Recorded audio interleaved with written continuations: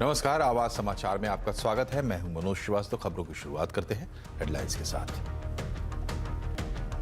विदेश में राहुल गांधी के बयान को लेकर संसद में आज भी भारी हंगामा। लोकसभा राज्यसभा कल तक के लिए स्थगित। राहुल की माफी पर अड़ी बीजेपी। खराब ग्लोबल संकेतों से भारी उतार चढ़ाव के बाद बाजार गिरावट पर बंद। आईटी, मेटल और बैंकिंग शेयर पिटे। सेंसेक्स 338 और निफ्टी 111 अंक गिरा। सिलिकॉन वैली बैंक के साथ फंसे स्टार्टअप्स को सरकार देगी राहत। डिपॉजिट के आधार पर कर्ज देने पर चर्चा। बैंक फंड को भारतीय बैंकों में ट्रांसफर करने पर चर्चा। होलसेल महंगाई के मोर्चे पर अच्छी खबर। 25 महीनों के निचले स्तर पर पहुंची होलसेल महंगाई दर। खाने पीने के साथ प्राइमरी आर्टिकल की महंगाई में दिखी सबसे ज्यादा नरमी। बुजुर्गों के लिए रेलवे में फिर से बहाल हो कंसेशन। संसद की स्थायी समिति ने दूसरी बार की सिफारिश। भोपाल गैस कांड मामले में केंद्र को सुप्रीम कोर्ट से झटका। पीड़ितों को यूनियन कार्बाइड से ज्यादा मुआवजा दिलाने की याचिका खारिज। कहा सरकार की दलील में दम नहीं। जियो ने पेश किया नया पोस्टपेड धमाका जियो प्लस। 4 फैमिली मेंबर्स के लिए 696 रुपए प्रति महीने होगी चार्ज।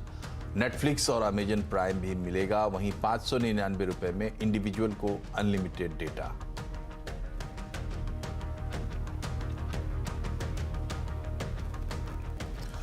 विदेश में राहुल गांधी के बयान को लेकर आज भी संसद में उबाल जारी रहा। बीजेपी राहुल गांधी से संसद के अंदर माफी मांगने को कह रही है, जबकि कांग्रेस समेत अन्य विपक्षी दल अदानी हिंडनबर्ग मामले की जांच के लिए जेपीसी की मांग को लेकर संसद में हंगामा कर रहे हैं। हंगामे की वजह से पहले लोकसभा और राज्यसभा की कार्यवाही दोपहर 2 बजे तक के लिए स्थगित की गई। बाद में दोनों सदन कल तक के लिए स्थगित कर दिए गए। इधर कांग्रेस के नेता सैम पित्रोदा राहुल के बचाव में आ गए। उन्होंने ट्वीट किया है कि राहुल के बयान के बारे में झूठ फैलाया जा रहा है। पित्रोदा ने कहा कि राहुल ने अपने बयान में किसी भी देश से हस्तक्षेप करने के लिए नहीं कहा। हालांकि बीजेपी का कहना है कि संसद में किसी का माइक बंद नहीं किया गया और राहुल को माफी मांगनी चाहिए।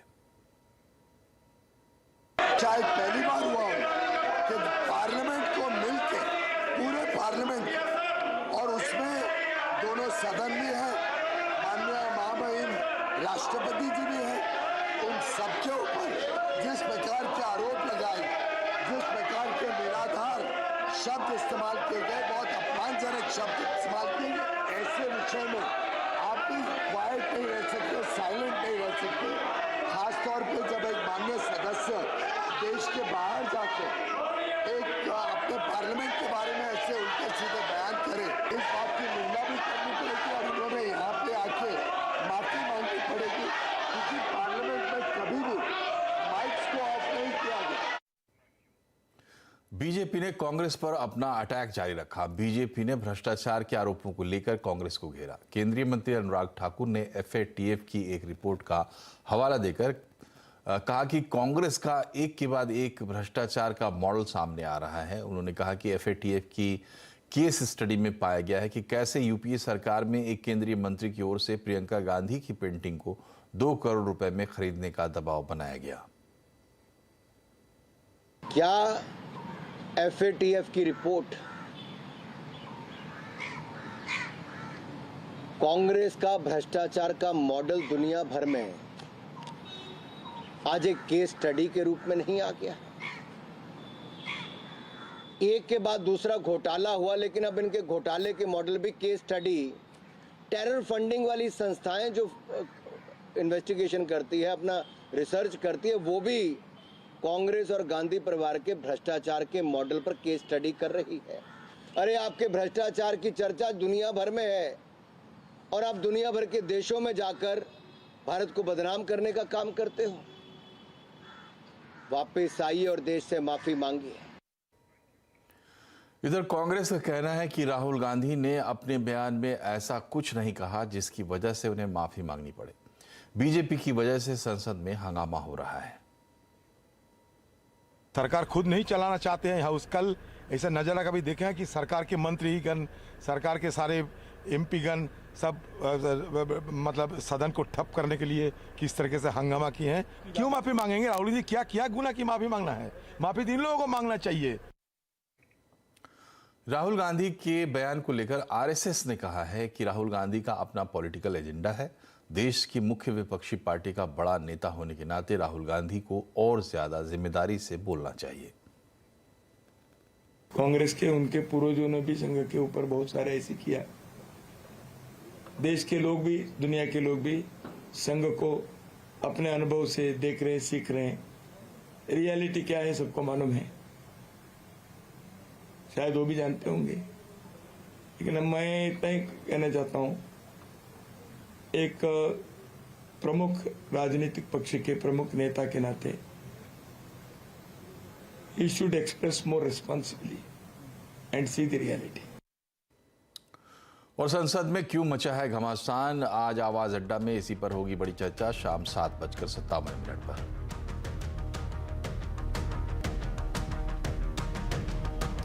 और अब बात करते हैं बाजार की। खराब ग्लोबल संकेतों से लगातार चौथे दिन बाजार में गिरावट रही। कंज्यूमर गुड्स को छोड़कर बीएसई के सभी सेक्टर इंडेक्स लाल निशान पर बंद हुए। सेंसेक्स 338, निफ्टी 111 अंक के नुकसान के साथ बंद हुआ। और गिरावट के समय में बैंकिंग शेयरों में निवेश करना अच्छी रणनीति होती है, ऐसा कहना है सुंदरम म्यूचुअल के MD and CEO Sunil Subramaniam का। उन्होंने कहा कि आने वाले समय में बैंक शेयर अच्छा करेंगे, इसलिए निवेशक अच्छे बैंकों वाले शेयर में निवेश कर सकते हैं। एक बैंक इंटरनेशनल एक्सपोजर से इंसुलेटेड है। जैसे यूएस की रिसेशन हो या ना हो, इंडियन बैंकिंग सिस्टम की लेंडिंग में या डिपॉजिट मोबिलाइजेशन में कोई असर नहीं आने वाला है। तो fundamental business model of banks domestically linked है। तो फर्स्ट यूएस की जो डेटा पॉइंट्स आती है, एक दिन कहती है रिसेशन जल्दी आएगा, एक दिन कहती है रिसेशन नहीं आएगा, कई दिन की स्लो रिसेशन होगा। तो ये सब बात से हटके है इंडियन बैंकिंग सिस्टम का एक जो कहते हैं क्रेडिट एंड डिपॉजिट का फंक्शनिंग। तो मेरे लिए जो भी करेक्शन बैंकिंग सिस्टम में आ रहा है, ये अच्छे क्वालिटी बैंक को खरीदने का एक बहुत बढ़िया मौका है, क्योंकि आपने रिजल्ट सीजन में भी देखा बैंक्स ने कंसेंसस को आउट परफॉर्म किया और आने वाले दिन में डोमेस्टिक कैपेक्स साइकिल का भरपूर फायदा उठाने वाली है बैंकिंग। सिलिकॉन वैली बैंक के दिवालिया होने से फंसे हुए स्टार्टअप्स के साथ आज आईटी मंत्री राजीव चंद्रशेखर ने बैठक की। 450 से ज्यादा एंटरप्रेन्योर्स ने बैठक में हिस्सा लिया। सरकार ने स्टार्टअप्स को हर संभव मदद का भरोसा दिलाया है। और डिटेल बता रहे हैं असीम मनचंदा। देखिए, अगर मैं एनालिस्ट की बात करूं तो उनके मुताबिक जो एसवीबी का कोलैप्स हुआ उसके अंदर जो स्टार्टअप्स है उसका जो एक्सपोजर है वो $2.5 बिलियन से लेकर के $3 बिलियन का हो सकता है। तो बहुत सारी कंपनियां जिन्होंने कि अपना फंड वहां पर पार्क किया हुआ, या फिर एसवीबी ने जिसने भारतीय स्टार्टअप्स के अंदर डायरेक्टली इन्वेस्ट किया या फिर किसी वीसीज के जरिए इन्वेस्ट किया है, तो उसको लेकर के काफी कंसर्न्स उठ गए हैं। तो आज जो आईटी मंत्री राजीव चंद्रशेखर है, उन्होंने स्टार्टअप के साथ और वेंचर कैपिटलिस्ट के साथ एक मीटिंग भी बुलाई थी। करीबन 450 से ज्यादा एंटरप्रेन्योर्स और वेंचर कैपिटलिस्ट ने इस बैठक के अंदर हिस्सा लिया। डिस्कशन हुआ कि किस तरह से सारे स्ट्रॉन्ग से स्टार्टअप्स को बाहर निकाला जा सकता है। खासतौर पर कि अभी स्टार्टअप्स की जो दिक्कतें आ रही है कि वो फंड को किस तरह से भारतीय बैंकों के अंदर ट्रांसफर करें। खासतौर पर जो सिलिकॉन वैली बैंक फंड में उनका फंड जो डिपॉजिट है उसको भारतीय बैंकों में ट्रांसफर करना, इसको लेकर के चर्चा हुई। या फिर वहां पर जो डिपॉजिट है उसके अगेंस्ट में यहाँ पर इंडियन को किस तरह से, इंडियन स्टार्टअप को किस तरह से क्रेडिट दिया जाए, उसको लेकर के चर्चा हुई। और तीसरा सबसे बड़ा ये कि इनोवेटिव क्रेडिट लिंक प्रोडक्ट क्या स्टार्टअप्स को भारतीय बैंक ऑफर कर सकते हैं, तो उसको लेकर के फिलहाल अभी चर्चा हुई है। तो आगे चल करके सरकार इस पे एक ब्रेनस्टॉर्मिंग करके एक डिटेल प्लान बनाने की कोशिश करेगी, ताकि जो स्टार्टअप्स है उनको इस स्थिति से उबारा जाए। तो सरकार की यही कोशिश है कि आने वाले कुछ दिनों के अंदर एक बार असेसमेंट कर लिया जाए इसका कि क्या क्या इसका इम्पैक्ट हो सकता है, और उसके बाद सरकार इसको लेकर के डिटेल प्लान बनाकर इसके ऊपर काम करने की शुरुआत करेगी। शुक्रिया असीम। इधर फरवरी महीने में थोक महंगाई के मोर्चे पर भी अच्छी खबर आई है। थोक महंगाई दर 25 महीने के निचले स्तर पर आ गई है। फरवरी 2023 में भारत की WPI 3.85% पर रही है, जबकि जनवरी में ये 4.73% थी। होलसेल कैटेगरी में अलग अलग सेगमेंट की बात करें तो मैन्युफैक्चर्ड प्रोडक्ट्स में महंगाई दर 2.99% से घटकर 1.94% हो गई है। खाने पीने के साथ प्राइमरी आर्टिकल्स की महंगाई में काफ़ी गिरावट आई है। फ्यूल और पावर की महंगाई दर 15.15% से घटकर 14.82% हो गई है। अगर आपको किसी खास प्रोडक्ट की शिकायत करनी है तो आप इसे व्हाट्सएप के जरिए भी कर सकते हैं। नेशनल कंज्यूमर हेल्पलाइन ने शिकायत करना आसान बना दिया है। इसके अलावा प्याज को खराब होने से बचाने के लिए भी कई एक्शन लिए जा रहे हैं। एडिशनल कंज्यूमर अफेयर्स सेक्रेटरी निधि खरे से बात की असीम मनचंदा ने। आप देख ही सकते हैं कि नेशनल कंज्यूमर हेल्पलाइन में जिस प्रकार से टेक्नोलॉजी का इंटीग्रेशन हुआ है, इससे न केवल अधिक से अधिक कंज्यूमर्स की जो शिकायतों को दर्ज करने की जो संख्या थी वो बढ़ी है, बल्कि उनका जो रिस्पांस है या उनका जो रिड्रेसल है वो भी बढ़ा है। तो एक ये भी जैसे हम चैटबॉट को इंटीग्रेट कर रहे हैं, हम ऑटोमेटेड एसएमएसेस को इसके साथ इंटीग्रेट कर रहे हैं, कॉल बैक सिस्टम को हमने लगाया, हमने सभी जितने भी सोशल मीडिया के माध्यम से भी हम इसे इंटीग्रेट कर रहे हैं। तो एक तरह से ओमनी चैनल के रूप में हम एनसीएच को लेकर के आ रहे हैं। अब इसमें व्हाट्सएप के साथ भी हमारा इंटीग्रेशन ऑलमोस्ट कंप्लीट हो गया है, जिसका कि कल वर्ल्ड कंज्यूमर डे के उपलक्ष्य में माननीय मंत्री के द्वारा इसका उद्घाटन किया जाएगा। तो इसके माध्यम से सुविधा ये हो जाएगी कि व्हाट्सएप के माध्यम से हम अपने कोई डॉक्यूमेंट्स भी तत्काल in time, just in time हम शेयर कर सकते हैं। रेलवे में सीनियर सिटीजन का कंसेशन फिर से बहाल किया जाए, ये सिफारिश की है संसद की स्थायी समिति ने। रेलवे से जुड़े मुद्दों पर बनी संसद की स्थायी समिति ने दूसरी बार यह सिफारिश की है। संसद को सौंपी गई अपनी रिपोर्ट में समिति ने कहा है कि कम से कम थर्ड एसी और स्लीपर क्लास में ही सही, लेकिन कंसेशन को बहाल किया जाए। दरअसल कोरोना को देखते हुए रेलवे ने मार्च 2020 में सारे कंसेशंस खत्म कर दिए थे। उनमें सीनियर सिटीजन्स को मिलने वाली छूट भी शामिल थी। इससे पहले सभी क्लास के रेल किराए में 58 साल से ज्यादा उम्र की महिलाओं को 50% और 60 साल से ज्यादा उम्र के पुरुषों को 40% छूट मिलती थी। इस बार भारत से कॉटन का एक्सपोर्ट काफी कम रहने वाला है। हमारे संवाददाता केतन जोशी ने कॉटन एक्सपोर्टर्स और कॉटन एसोसिएशन ऑफ इंडिया के सदस्य संदीप जैन से जानने की कोशिश की इसकी वजह। भारत से कॉटन का एक्सपोर्ट इस बार रिकॉर्ड स्तर पर नीचा जाने वाला है। क्या है कारण, आइए जानते हैं। सर बताइए, कॉटन कितना नीचे जा सकता है एक्सपोर्ट पॉइंट ऑफ व्यू से और इसका क्या कारण है? हम ये अंदाज़ा लगा रहे हैं कि इस बार भारत से जो रुई की गठान है वो जो कि पिछले साल 42 लाख बेल्स का एक्सपोर्ट हुआ था, इस बार 30 लाख गांठ से ज़्यादा होने का संभावना नहीं लग रहा है। तो उसका मुख्य कारण ये है कि जो भारत में इस बार अराइवल पैटर्न है, जो कॉटन की अराइवल पैटर्न है, फार्मर की जो पकड़ है, फार्मर धीरे धीरे माल ला रहा है, उसके कारण इंडिया के जो भाव है वो इंटरनेशनल पैरिटी की कंपैरिजन में थोड़ा ऊपर चल रहा है और यह एक मुख्य कारण है। अच्छा, इस साल कौन कौन से कंट्री है वो बायर है और कौन कौन से सप्लायर है, उसमें किस तरह का पैटर्न बन रहा है? जैसे यहाँ से इंडिया से अभी इस बार माल ज़्यादातर बांग्लादेश जा रहा है और उसके अलावा वियतनाम, इंडोनेशिया जैसे कंट्री में भी जा रहा है। उसी तरह से मेन यूएसए भी का एक्सपोर्ट हो रहा है। यूएसए से माल सभी जगह, China, India, Pakistan, Bangladesh, Vietnam, सब जगह माल वो एक्सपोर्ट कर रहा है। अच्छा, इस बार जो दाम ज़्यादा है, इंटरनेशनल मार्केट में दाम कितने हैं, और अगर हम यहाँ से एक्सपोर्ट इतना कम रहेगा तो ओवरऑल नेक्स्ट ईयर आप क्या प्रोजेक्शन कर रहे हैं दाम को लेकर?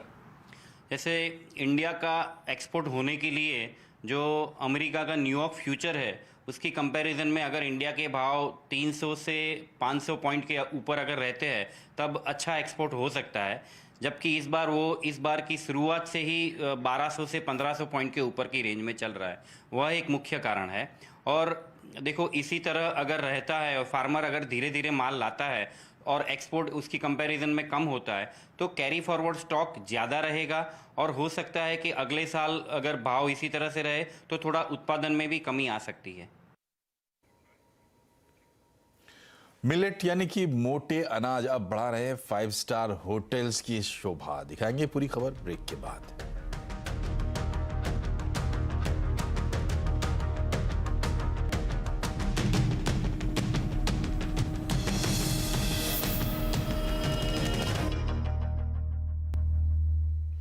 ब्रेक के बाद एक बार फिर से आपका स्वागत है। मिलेट्स के डिजाइनर फूड आइटम्स अब 5 स्टार होटल्स के मेन्यू में शामिल हो गए हैं। देश में के नामी गिरामी शेफ मिलेट्स से बनी पारंपरिक चीज़ों के साथ इन्हें मॉडर्न फ्यूजन फूड के अवतार में भी परोस रहे हैं। आईटीसी होटल्स ने देश भर के अपने सभी होटल्स में मिलेट्स को खास जगह दी है।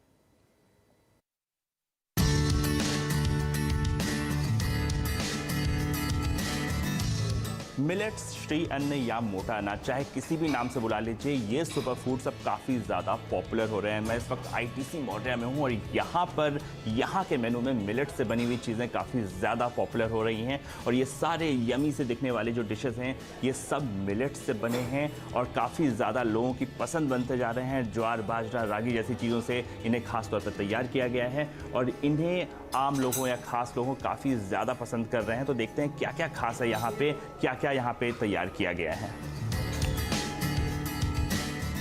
कोदो से बनी फिश एंड चिप्स, बाजरा रिजोटो, ज्वार और तूर दाल का तड़का, रागी की गट्टा करी और बाजरे की फिरनी, ये सारी स्वादिष्ट डिशेस शामिल हैं आईटीसी मौर्या होटल के मेन्यू में। आईटीसी ग्रुप के सभी होटल्स में मिशन मिलेट्स के तहत न सिर्फ खास डिशेस क्यूरेट किए जा रहे हैं बल्कि लोगों को इनके बारे में एजुकेट भी किया जा रहा है।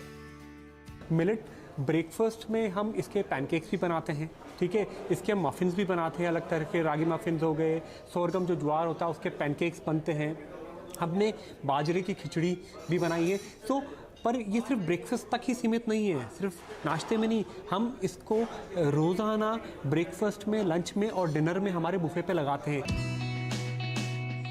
दिल्ली के ताजमहल होटल के ब्रेकफास्ट, लंच और डिनर में भी आपको मिलेट्स के ऑप्शन मिल जाएंगे। 16 कोर्स के स्पेशल ब्रंच में एक कोर्स पूरी तरह से मिलेट्स को डेडिकेटेड है। हमारे मेन्यू में from the bread section to the section of desserts to the main course section, हर चीज़ में there is some kind of a millet what I have used, so it's more of health what people want to, and the restaurant concept is also the same. So you take out the authenticity of Indian food and present it in the modern twist.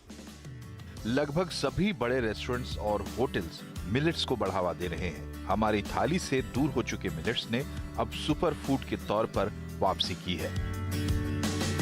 क्या आप कभी सोच सकते थे कि 5 सितारा hotel आपको ज्वार बाजरे से बनी हुई खिचड़ी खिलाएंगे? लेकिन हम इस वक्त ताज के फेमस वर्क रेस्टोरेंट में हैं और यहाँ पर हमारे सामने हैं 3 अलग अलग तरह के मिलेट से बनी हुई खिचड़ी, बाजरा, रागी और सोगो से बनी हुई, और साथ ही इसके जो साइडर्स हैं वहाँ पे भी आपको पफ्ड मिलेट्स दिखाई देंगे। और ये सिर्फ स्वाद में अच्छे नहीं हैं बल्कि बहुत ही सेहत के लिए भी अच्छे हैं और जो लोग हैं वो इन्हें काफ़ी ज़्यादा पसंद कर रहे हैं।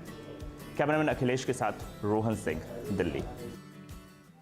रिलायंस जियो ने पोस्टपेड का नया धमाका जियो प्लस लॉन्च किया है। इसमें फैमिली और इंडिविजुअल के लिए धमाकेदार ऑफर्स दिए गए हैं। 4 फैमिली मेंबर्स को 696 रुपये में प्रति महीने देना होगा और इस तरह प्रति सिम 174 रुपये का चार्ज आएगा, जबकि इसमें अनलिमिटेड फ़ोन कॉल्स और SMS की सुविधा होगी। इसके अलावा 100 GB तक डेटा मिलेगा। साथ ही नेटफ्लिक्स और अमेजॉन प्राइम की सुविधा भी मिलेगी। वहीं अगर आप 399 रुपये का प्लान लेते हैं तो आपको महीने में 75 GB तक डेटा मिलेगा और फ़ोन कॉल्स SMS फ्री रहेंगे। वहीं इंडिविजुअल प्लान की चर्चा करें तो 299 रुपये में अनलिमिटेड कॉल्स और SMS मिलेगा, लेकिन डेटा सिर्फ 30 GB तक ही मिलेगा। अगर आप 599 का प्लान लेते हैं तो सब कुछ अनलिमिटेड होगा। इस प्लान का 1 महीने का फ्री ट्रायल भी दिया जा रहा है। अमृतसर से कोलकाता जा रही अकाल तख्त एक्सप्रेस ट्रेन में टीटी ने एक महिला के सिर पर यूरिनेट कर दिया। आज रेलवे ने उस आदमी पर, टीटी पर सख्त एक्शन लिया। रेलवे ने टीटी मुन्ना कुमार को नौकरी से निकाल दिया है। आपको बता दें कि घटना कुछ दिन पहले की है, जब मुन्ना कुमार ने महिला के सिर पर यूरिनेट किया था। इस घटना के बाद ट्रेन में काफ़ी बवाल मचा था और ये घटना वायरल भी हुई थी। और इसी के साथ बुलेटिन में फिलहाल इतना ही, लेकिन खबरों पर अपडेट रहिए, जुड़े रहिए CNBC आवाज़ से, ट्विटर, फेसबुक और यूट्यूब के जरिए। नमस्कार।